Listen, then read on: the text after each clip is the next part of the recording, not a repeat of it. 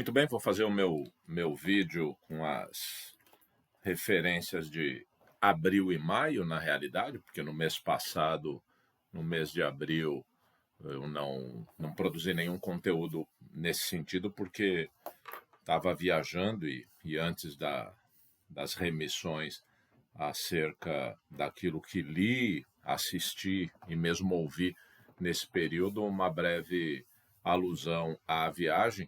A gente teve de 20 de abril a 13 de maio, praticamente, numa tour meio diferente, porque fomos para o Japão e para a Coreia, na ida, inclusive com uma passagem de 2 ou 3 dias em Boston, nos Estados Unidos, uma cidade fantástica.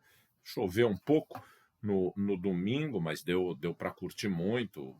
Boston mistura arquitetura clássica com moderna, uma cidade muito interessante e representativa da história americana, porque a rigor foi no porto de Boston que aconteceu o episódio do Boston Tea Party, quer dizer, o derramamento de chá por conta de tributação à época da coroa inglesa e tudo culminando na deflagração da independência americana. E o continente asiático realmente surpreendeu muito positivamente. O Japão é um país fabuloso. Mais de uma semana em Tóquio, conhecemos Kyoto, Osaka, passamos por Nara e alguns dias também em Seul, na Coreia, uma cidade uh, fantástica, assim, que demora para ser desvendada. Quem sabe adiante eu faça um vídeo acerca disso, ou acerca de alguns roteiros, alguns lugares por onde eu passei. Mas Tóquio seguramente se inscreve no top 5 assim, das grandes cidades que eu conheci, e eu a qualifico como interminável. Faltaram diversas localidades, diversos pontos que poderiam ter sido conhecidos e certamente é um lugar que deixa um gosto de quero mais, assim, de voltar. Agora, é claro, muito tempo em avião, a volta não teve pit stop algum, saímos de Tóquio, 13 horas de voo para Londres e depois mais 11 horas até São Paulo e na sequência a vinda a Porto Alegre. Então deu para ler alguma coisa e também assistir alguns filmes nos voos e mesmo em casa, como esse vídeo trata do mês de abril e maio, a memória também se perde um pouco, de maneira que eu vou me concentrar no que é essencial, no que me parece mais interessante. Vamos começar pelas coisas que eu vi.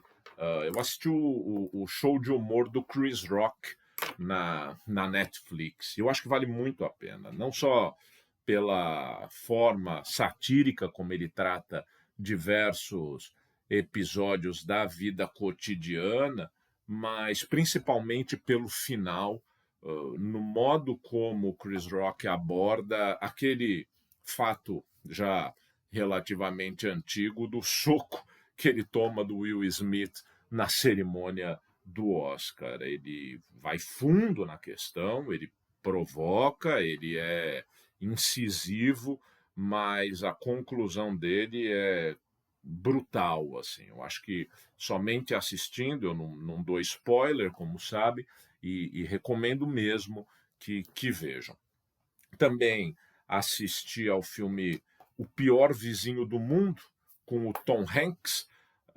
Na verdade, um clichêzão, assim, né? Um filme do vizinho rabugento, daquele sujeito que não gosta de ninguém e que, a partir do contato com algumas pessoas ou com uma família, de certa maneira se transforma numa pessoa bondosa e generosa. O Tom Hanks com aquele perfil de bom moço. Um filme divertido, quer dizer, é puro entretenimento, não traz nada de novo, na minha modesta opinião, mas quem tiver com algum tempo aí para gastar e quiser ver algo de que não se desgosta, quer dizer, não é uma coisa ruim, é super bem produzido, evidentemente, é um filme que vale a pena.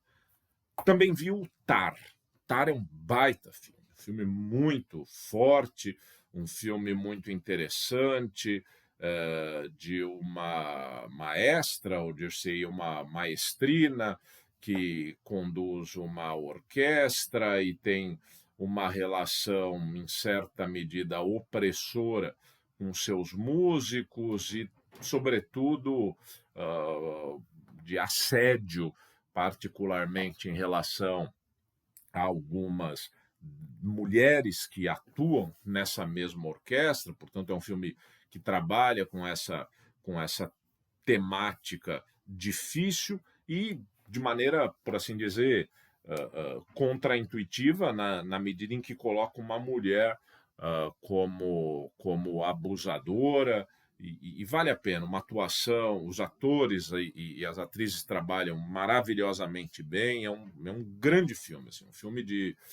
ponta. Eu sei que ele concorreu ao Oscar, não levou, mas é muito interessante. E vi também o Babylon, filme com o Brad Pitt, que trata um pouco da indústria cinematográfica nos anos 20. O filme tem uma virtude que para alguns pode ser um problema, mas para mim isso foi muito positivo, porque ele tem muito provavelmente algo perto de 150, 160 minutos. E eu ouvi voando, de modo que não há coisa melhor do que num voo assistir um filme cheio de cenas de festas, cheio de provocações, de uma boa construção cênica e que dura bastante. Quer dizer, isso faz com que essa experiência sempre cansativa, em alguma medida tormentosa, de voar por um longo período, sobretudo para quem tem dificuldade para dormir em avião, e é o meu caso. Ademais, eu sou um sujeito grande, tenho 1,90 m, portanto, sofro um pouco nisso,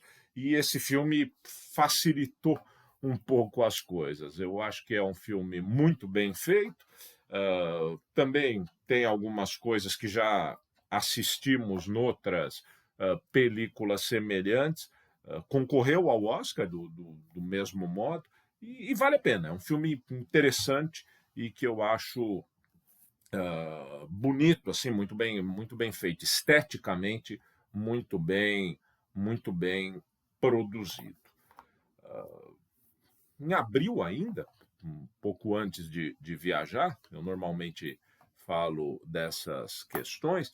Eu estive numa mostra de arte em São Paulo, e foi muito no pavilhão da Bienal, ali no Ibirapuera, coisas muito interessantes, mas também com a chamada arte moderna. Quer dizer, uma das peças ali que se via era um conjunto de camas com laranjas em cima. E essa é uma discussão que eu sempre faço, no sentido de verificarmos até que ponto aquilo que é colocado num museu, aquilo que é colocado num pavilhão, aquilo que é colocado num ambiente destinado a obras de arte, só por isso passam a constituir uma peça relevante. Talvez tenhamos passado um pouco do limite. Isso é a expressão na arte, na estética,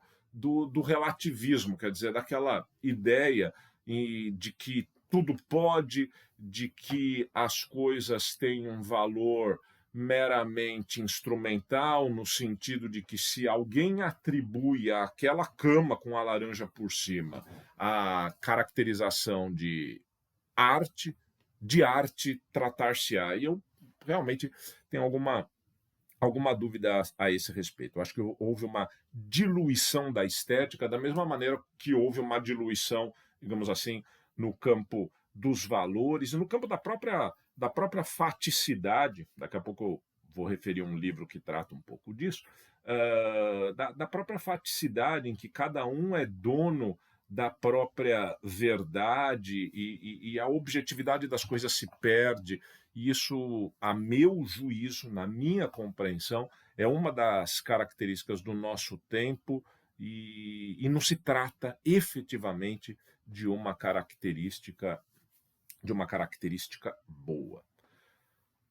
As leituras foram variadas. Eu concluí, creio que havia referido no vídeo anterior, esse livro aqui, Lições, do Ian McEwan, e é um baita livro, é um livro muito bom de ser lido, é um livro que realmente trabalha a partir do que é contraintuitivo, lembrando aqui o que já falei sobre o Tar, porque o personagem principal é um homem que passa, ele, quando jovem, por um episódio de abuso, e um episódio que dura bastante tempo. Depois, já na idade adulta, ele é abandonado pela mulher e fica com o filho pequeno, e a mulher acaba progredindo na carreira literária e recusando qualquer contato com ele e com o próprio filho. E, paralelamente a esse processo de envelhecimento do personagem principal, os fatos relevantes do século XX, sobretudo, mas também do século XXI, o livro, inclusive, chega na época da pandemia, vão sucedendo. E ele vai analisando isso, vai mostrando como vivia nesses períodos difíceis e tormentosos. Salvo erro, o primeiro episódio que ele relata é a iminente deflagração da Terceira Guerra Mundial, quando os soviéticos estão a enviar mísseis para Cuba, e isso gera uma crise enorme com os Estados Unidos, à época presidido pelo Kennedy, depois vem a morte do Kennedy, tudo vai se passando e a vida dele vai seguindo, como ocorre com cada um de nós, né? A nossa vida privada vai seguindo o seu curso, mas, ao mesmo tempo, fatos muito expressivos para a história da humanidade também se apresentam. E, em alguns casos, o momento particular que vivemos é de alta envergadura e aquilo que acontece no mundo quase não nos damos conta. Em outras épocas é o inverso, é a dimensão pública das coisas que afeta a nossa realidade cotidiana. Eu sempre digo que o meu caso particular tem uma singularidade muito forte nesse sentido, porquanto o resultado do meu concurso da magistratura, quando fui aprovado, deu-se no Diário Oficial do dia 11 de setembro de 2001, exatamente no mesmo dia em que as Torres Gêmeas eram atingidas naquele atentado terrorista repugnante. E esse conflito entre a vida privada e a dimensão pública da nossa existência, às vezes se apresenta, e o livro trata disso de maneira muito interessante. Eu gostei demais, é um autor inglês que eu não conhecia, já vi que há outros livros, alguns colegas e amigos me recomendaram obras dele, já coloquei algumas no meu carrinho de compras de livrarias, mas esse Lições é um livro que eu recomendo com muito entusiasmo. Terminei recentemente o Infocracia, Digitalização e a Crise da Democracia, do Byung-Chul Han. E aqui, para começar, se trata de um coreano que estudou filosofia e literatura na Alemanha, onde é radicado. Quer dizer, o sujeito saiu de um idioma já dificílimo, que é o coreano, para aprender alemão e escrever em alemão. Isso, por si só, já é sinal de uma sagacidade notável. Ele tem outros livros, eu li dois pelo menos, um eu não me lembro o nome, mas o segundo é a Sociedade do Cansaço, que vale muito a pena. O outro é Sociedade Paliativa, recordei-me. E valem a pena. São todos de curta extensão, são livrinhos pequenos, quase escritos à maneira de ensaio. E esse Infocracia trata muito desse universo das redes sociais, das mídias digitais, e ele discute, por assim dizer, a dissipação do conceito de verdade, na medida em que, nesse âmbito das redes, cada uma das pessoas vive aprisionada dentro das suas próprias bolhas, e tudo que se diz ali acaba tendo validade para aquele grupo sem que efetivamente corresponda aos fatos reais, sem que efetivamente corresponda aos fatos reais. E na perspectiva do autor, isso fragiliza, isso fragiliza a democracia.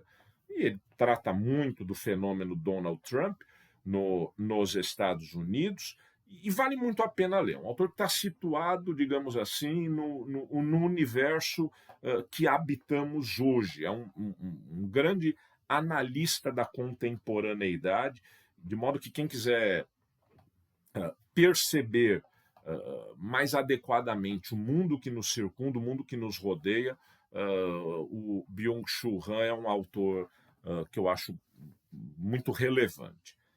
E de mais importante, aqui sem dúvida de mais importante nesse período, nos voos todos que fiz, foi a minha companhia. Eu concluí o livro já quando retornava ao Brasil, meio que parece que hesitei em terminar, porque sabia qual era o desfecho é muito triste, mas essa biografia maravilhosa do John Lennon, escrita pelo Philip Norman. Eu ganhei de presente da minha irmã, agradeço enfaticamente, foi um baita presente, não é um livro pequeno, é um livro que tem que gostar de Beatles para ler, e eu especulo que quem não gosta de Beatles deve ter algum tipo de disfunção, precisa buscar analisar por quê, é muito difícil não gostar dessa banda. E o John é um personagem fabuloso da história, lamentavelmente teve sua vida subtraída em 1980, aos 40 anos de idade. Havia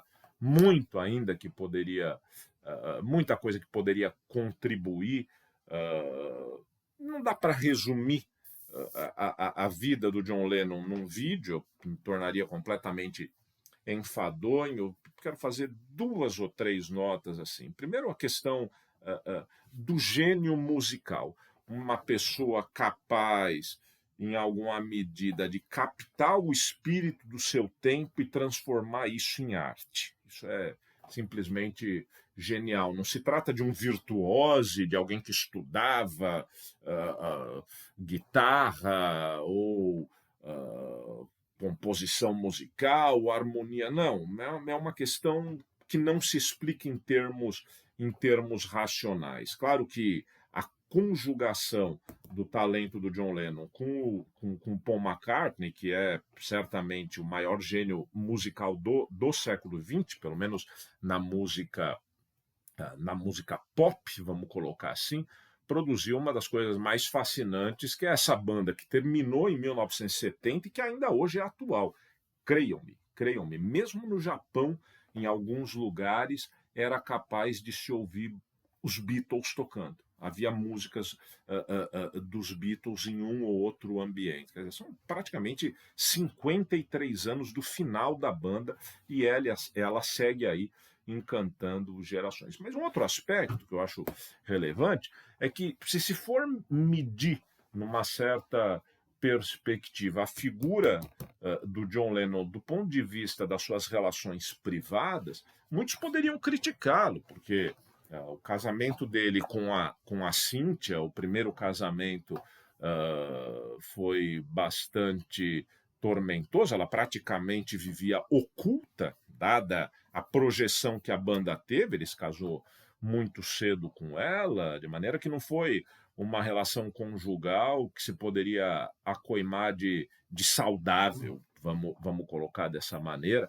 E o próprio modo como ele se relacionava com o seu primeiro filho, ficou 3, 4 anos sem vê-lo, as relações dele com o pai, quer dizer, mas as pessoas precisam compreender que nós não devemos julgar os semelhantes pelos defeitos que têm, pelas falhas que têm. Pelo contrário, são as virtudes que acabam projetando o indivíduo para além do seu próprio tempo. Quer dizer, houve falhas, houve erros, porque todos somos humanos, todos erramos, todos nos equivocamos, mas aqui o tamanho da qualidade musical, o tamanho da capacidade de entender o que se passava, e mesmo um certo vigor político que o John Lennon foi adquirindo ao longo do tempo, normalmente quando passou a residir nos Estados Unidos, tornam uma figura simplesmente notável. Quer dizer, pretender julgá-lo a partir das falhas corriqueiras que tinha e que teve, e que a rigor todos têm, acabaria por nos fazer pessoas muito amargas, que não conseguem ver nos outros aquilo que eles têm de bom, aquilo que propende para o bem. Então, eu acho que a gente precisa fazer essa reflexão quando verifica personagens assim, com tamanha força, com tamanha envergadura. Não sei, realmente não sei como seria o John Lennon nos tempos atuais, teria mais de 80 anos de idade, e também, e aí concluo esse aspecto, aludindo que o homicídio realmente é uma brutalidade, porque suprime da pessoa um período de vida enorme, uma quantidade de experiências, de relações, de vivências.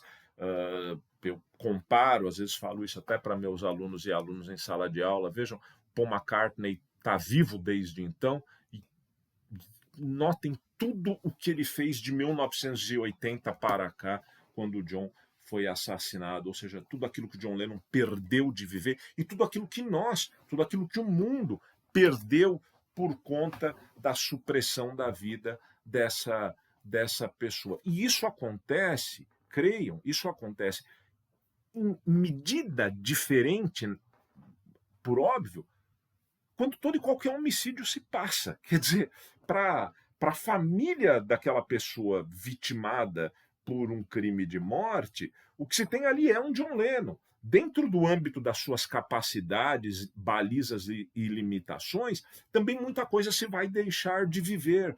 Também muita coisa poderia ter sido feita em favor das pessoas, da comunidade, do mundo, e que não acontece porque alguém se arvorou numa condição, digamos, divinal e decidiu quando a vida de outrem, quando a vida de seu semelhante poderia acabar. O homicídio é um crime grave. É por isso que o sujeito que cometeu esse fato contra o John Lennon, não pronuncio o nome dele porque não se deve fazê-lo, ele está preso desde então. Ele está preso desde então, porque um país como os Estados Unidos pune por toda a vida quem mata outra pessoa, e o mesmo acontece na Alemanha, o mesmo acontece na Itália, o mesmo acontece na Espanha, o mesmo acontece na França e acontece também na Argentina. Banalizar o homicídio é um desvario, contribui para que haja muitos homicídios. E no Brasil nós temos 50 mil por ano. São 50 mil pessoas que teriam experiências de vida e que perdem essa chance por consequência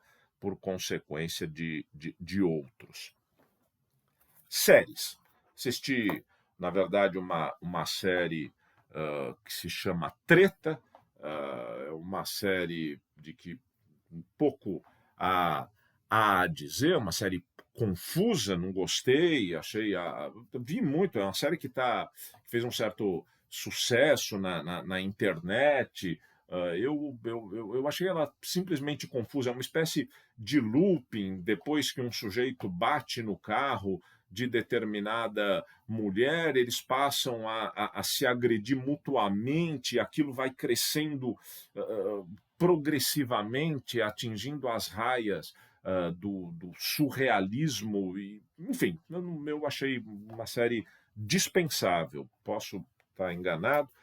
E o mais nesse nível de seriado são os prosseguimentos. Retomou-se agora a temporada da fabulosa Miss Maisel, que é uma série que assisto na Amazon, e é muito boa a série, é uma série muito bem construída, ela é uma espécie de realiza stand-up comedy e todos os personagens são interessantes na série. O pai dela, o Abe, principalmente, me agrada muito. É uma série que faz rir, é uma série muito bem construída. E estamos vendo também o Ted Lasso, terceira temporada. E, francamente, é uma série que eu provavelmente colocarei no top 5, porque o Ted Lasso é uma série muito boa na Apple TV, é uma série que te eleva o espírito, ele é uma figura fascinante, o modo como ele lida com os seus atletas e outros personagens vêm crescendo ao longo do seriado, o auxiliar técnico dele, o Roy Kent, é um sujeito muito engraçado na sua rabugice, o outro é o Jamie Tart, eles também lidam muito bem com a música, tem alguns episódios que a música é praticamente protagonista ali, faz parte. Ted Lasso vale a pena. Quem ainda não viu Ted Lasso, acredite que é uma série muito legal, uma série que vale muito a pena. E eu vi duas coisas que não são novas, porque são bandas antigas, mas vale a pena mencionar. O U2 lançou um CD novo que basicamente desconstrói as suas músicas antigas, quer dizer, músicas que eram um pouquinho mais pesadas, são tocadas só no piano, no violão, e com a voz do Bono. Eu gostei, assim, mas parece que é, digamos assim, o epitáfio da banda, né? Quer dizer, como se nada mais de novo houvesse para ser apresentado e eles estivessem requentando um material antigo. É sempre bom, mas não apresenta muita novidade. O Metallica também lançou um CD novo, 72 Seasons, interessante, mais do mesmo, pesado, vale a pena, e duas ou três músicas que talvez entrem, digamos assim, num set list de show. Acho que o vocalista está cantando cada vez melhor, o James Hetfield, gosto muito da banda, e foi isso basicamente o que ouvi. Concluo dizendo que nesse mês também, agora, menos de 2 ou 3 dias, eu recebi a nova edição, segunda edição de um livro meu, um livro de direito penal, teoria geral do crime. Fiquei muito feliz de ter saído a segunda edição. Aqui na minha estante, esses livros aqui foram livros que eu escrevi, que são as duas edições, Teoria Geral do Crime, e aqui há outros, e quando uma obra assim vem a público é sempre uma alegria. Devo, na próxima quinta-feira, dia 1º de junho, até fazer uma live aí a respeito do livro, não do conteúdo, porque isso não seria agradável, mas do processo de feitura, porque aqui basicamente a minha tese de doutorado, construída quando eu morei